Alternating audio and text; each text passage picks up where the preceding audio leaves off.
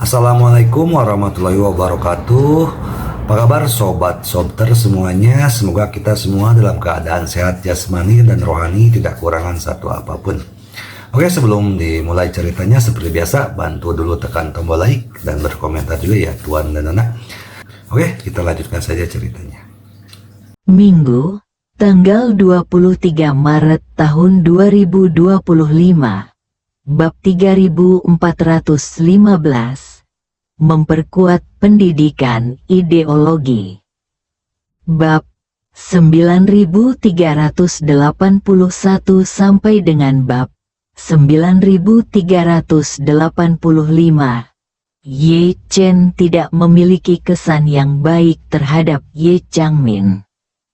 Saat masih muda, dia hanya ingat bahwa sebelum orang tuanya meninggalkan Beijing, bibinya seperti orang gila, menentang orang tuanya dalam segala hal.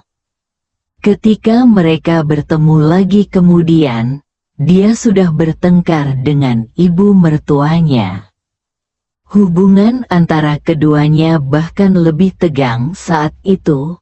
Ye Chen bahkan berencana untuk menempatkan Ye Changmin dalam tahanan rumah di desa kota selama 2 tahun jika dia tidak menyerah. Jadi, dia tidak peduli jika lelaki tua itu berbicara mewakili Ye Changmin. Melihat sikapnya yang dingin, lelaki tua itu tahu bahwa dia pasti masih tidak puas dengan Ye Changmin. Jadi, saat Ye Changmin masih di sini, dia berkata dengan serius, "Chener, mungkin kamu hanya melihat sebagian dari banyak hal. Bibimu memiliki hubungan yang sangat baik dengan ayahmu di masa kecil, dan ibumu juga sangat baik padanya. Namun kemudian, seluruh keluarga Ye menargetkan orang tuamu, dan aku tidak membuat keputusan untuk orang tuamu. Saat itu, bibimu memang menentang orang tuamu untuk melindungi dirinya sendiri." Sambil berbicara, lelaki tua itu mendesah dan berkata, "Saat itu, keluarga Ye sedang panik, dan semua orang dalam bahaya, seperti saat mereka berada di Gunung Yeling. Semua orang hanya ingin melarikan diri saat bencana melanda, dan mereka hanya ingin menyelamatkan nyawa mereka sendiri. Tidak ada yang akan mempertimbangkan orang tua atau saudara laki-laki dan perempuan mereka. Ini mungkin juga merupakan tradisi tetap keluarga Ye, kecuali ayahmu." Ye Chen tidak dapat menahan diri untuk mengingat kembali masa kecilnya. Selama sebelum meninggalkan Beijing, orang tua saya memang dikucilkan oleh semua orang di keluarga Ye. Pemimpinnya adalah paman saya. Saat itu, orang tua saya terang-terangan berselisih dengan keluarga Rothschild. Tidak seorang pun di seluruh keluarga Ye yang mendukung ayah saya. Ketika beberapa saudara laki-laki dan perempuan mengepung ayah saya, lelaki tua itu tidak pernah berdiri untuk mengatakan sepatah kata pun yang adil bagi ayah saya. Ini memang sangat mirip dengan situasi di Gunung Yeling. Keluarga Ye tidak pernah menjadi keluarga yang bersatu. Keluarga yang benar-benar bersatu selalu mengutamakan kepentingan kedua belah pihak dan keluarga sebagai yang utama. Semakin kuat musuh, semakin banyak orang akan bekerja sama dan melawan musuh sampai akhir. Keluarga Ye sangat mirip dengan istana terakhir dari dinasti feodal. Setiap orang hanya peduli dengan kepentingan mereka sendiri. Selama tanah mereka dilindungi, mereka tidak akan dipindahkan bahkan jika negara itu diserbu. Ye Changmin mengikuti pamannya dan menyanyikan lagu yang berbeda dari orang tuanya. Hal ini sebagian karena gen keluarga Ye dan sebagian didorong oleh minatnya sendiri. Ye Chen tidak ingin menghakimi benar atau salah, tetapi dia tetap merasa sedikit tidak nyaman. Bahkan orang tua pun sama. Meskipun dia tidak secara pribadi mengusir keluarga Ye Chen dari rumah, fakta bahwa dia membiarkan orang lain menyerang orang tuanya dan tidak mencoba menghentikan mereka pergi selalu menjadi dendam besar di hati Ye Chen. Kali ini, Ye Chen menghela napas pelan. Saya tidak ingin menghakimi benar atau salahnya masa lalu. Jika saya benar-benar harus membuat penilaian, itu adalah era di mana semua orang adalah penjahat, dan tidak ada orang baik. Ye Zongquan agak malu. Bagaimana mungkin dia tidak mengerti arti kata-kata Ye Chen? Niat awal Ye Changying meninggalkan keluarga Ye adalah untuk mengambil inisiatif memisahkan diri dari keluarga Ye dan tidak membiarkan konflik antara dirinya dan masyarakat Poking melibatkan keluarga Ye.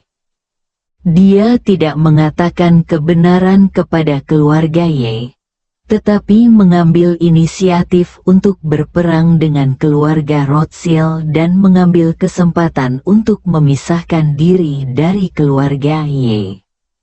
Dari sini, dapat diketahui bahwa dia sebenarnya telah mengetahui sifat keluarga Ye sejak lama, dan tahu bahwa begitu dia berperang dengan keluarga Rothschild, keluarga Ye pasti akan memisahkan diri darinya sepenuhnya demi kepentingan mereka sendiri. Seperti yang diharapkan, keluarga Ye tidak mengecewakannya. Ye Chen menghela nafas dalam hatinya, memikirkan masalah ini dengan saksama, sungguh ironis. Ayah saya memilih untuk berperang secara terbuka dengan keluarga Rothschild karena pada dasarnya ia tidak ingin melibatkan keluarga Ye. Ia juga tahu bahwa begitu ia memprovokasi musuh yang kuat, keluarga Ye akan mengambil inisiatif untuk melepaskan diri darinya. Ini seperti mengetahui bahwa kekasih Anda akan selingkuh, tetapi untuk melindungi kekasih Anda dari pengaruh Anda secara aktif menciptakan peluang baginya untuk selingkuh dan meninggalkan Anda. Terlihat bahwa ayahku masih memikirkan keluarga ini hingga akhir hayatnya.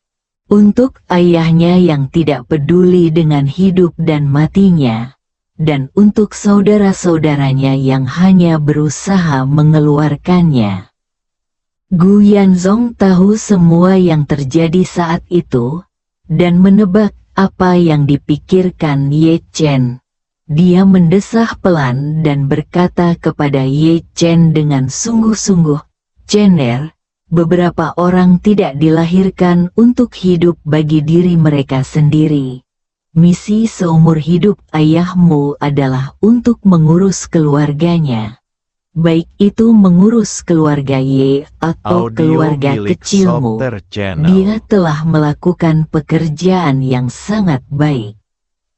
Ye Chen mengangguk sedikit. Dia setuju dengan kata-kata Gu Yanzong. Selama bertahun-tahun di rumah kesejahteraan, ia melihat berbagai macam anak miskin. Beberapa anak terlahir dengan penyakit serius. Setelah diadopsi oleh panti asuhan tersebut berusaha sebaik mungkin untuk memberikan perawatan kepadanya. Tetapi beberapa anak tetap meninggal di usia yang sangat muda. Bibi Li pernah mengatakan kepada anak-anak ini dengan berlinang air mata bahwa beberapa orang datang ke dunia ini untuk menikmati hidup atau untuk menderita. Ia lahir dengan penyakit dan kemudian ditelantarkan oleh orang tua kandungnya. Ia menghabiskan tahun-tahun hidupnya yang terbatas untuk melawan penyakit tersebut. Ketika ia meninggal, ia bahkan tidak tahu apa nama keluarga aslinya. Meskipun ayah saya tidak memiliki kehidupan yang menyedihkan, ia bertekad untuk memimpin keluarga Ye ke puncak sejak ia masih muda. Ia belajar keras dan berkeliling dunia saat ia masih muda. Semua itu dilakukannya sebagai persiapan untuk kebangkitan keluarga Ye. Dia kemudian memutuskan hubungan dengan keluarga Ye, mengatur tempat peristirahatan untuk putranya, dan meninggal bersama ibunya. Dari sini kita dapat melihat bahwa ia tidak pernah memikirkan dirinya sendiri sampai saat kematiannya. Segalanya adalah untuk keluarganya. Ye Chen tidak dapat menahan diri untuk bertanya, jika ayahnya masih hidup, seperti apa mentalitas yang akan dia miliki saat menghadapi keluarga Ye sekarang? Akankah dia menyimpan dendam yang sama sepertiku? Atau akankah dia tetap melindungi keluarga ini tanpa pamrih seperti sebelumnya? Ye Chen merasa bahwa ayahnya kemungkinan besar akan memilih yang terakhir. Tapi saya belum bisa melakukannya. Baik itu Ye Zongquan, Ye Changmin, atau Ye Changkong, Ye Changyun dan seterusnya di Gunung Yeling. Aku dapat menghindari mengusir mereka dari keluarga Ye, tetapi aku tidak dapat merawat dan melindungi mereka. Mungkin, disinilah letak jurang pemisah antara aku dan ayahku. Namun, memikirkan karakter egois keluarga Ye, Ye Chen merasa agak jijik. Tampaknya keluarga ini bersatu demi kepentingan hanya ketika sang ayah berada di puncak karirnya. Situasi ini perlu ditangani. Dia ingat bahwa festival Qingming akan segera tiba setelah tahun baru. Jadi dia berkata kepada Ye Zongquan, "Kakek, pada festival Qingming ini, beritahu semua anggota keluarga Ye untuk pergi ke Gunung Yeling untuk memuja leluhur mereka."